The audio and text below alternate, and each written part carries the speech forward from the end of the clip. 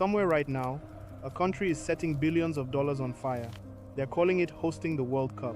South Africa spent $4 billion on stadiums in 2010. One of them now loses up to $10 million a year. Locals have suggested just tearing it down. That's not a rare exception. That's the normal outcome. Hosting a World Cup looks like the biggest opportunity a country can win. Global spotlight, national pride, politicians shaking hands in Zurich like they just struck gold. What actually happens, country after country, is a financial hangover that outlasts the tournament by decades. Empty stadiums, broken promises, billions spent on buildings that exist for 1 month and then sit there decaying while the bill keeps arriving every year. I want to show you exactly how this happens, which countries got it catastrophically wrong, and why 2026 might be the first World Cup in over a decade that actually breaks the pattern.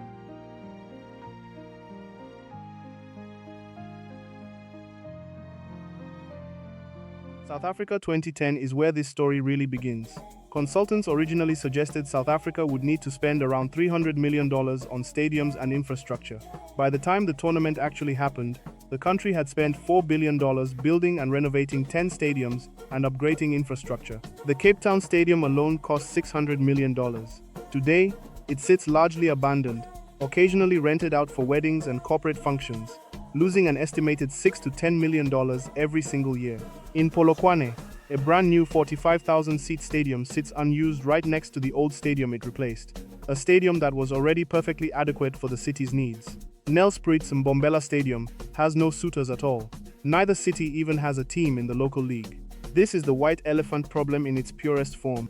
Beautiful, expensive buildings constructed for 1 month of football, then left to decay in cities that never needed them in the first place. South Africa got the global spotlight for 30 days. The bill arrived for years afterward. You would think Brazil, watching South Africa's experience, might have learned something. They did not. Brazil spent approximately $3.6 billion building 6 new stadiums and renovating 6 others, 4 times more than originally planned. A Reuters investigation later found the 12 stadiums used for the tournament cost 50% more than budgeted, while only 6 of 35 promised public transportation projects were actually finished on time. The most infamous example is in Manaus, deep in the Amazon.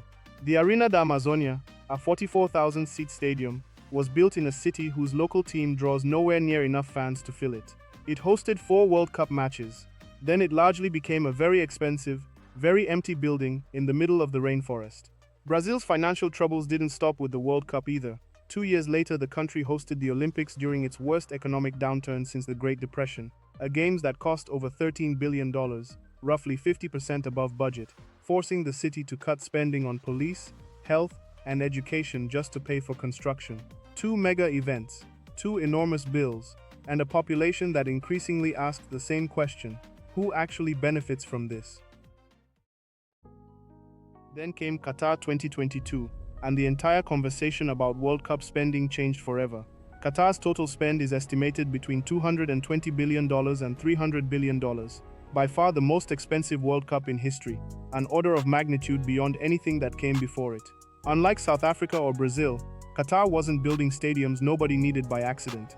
They were deliberately constructing an entire new city, Lusail, just to host the final. They built train lines, airports, and hotel infrastructure from nothing, transforming the country's landscape permanently.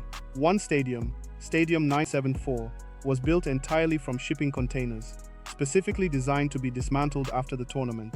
As of 2026, it still hasn't been taken down. Qatar could absorb that spend because of oil wealth most nations simply don't have. But it set a precedent that terrified future hosts. If the bar for hosting a World Cup is $200 billion, only a handful of countries on Earth can even consider bidding.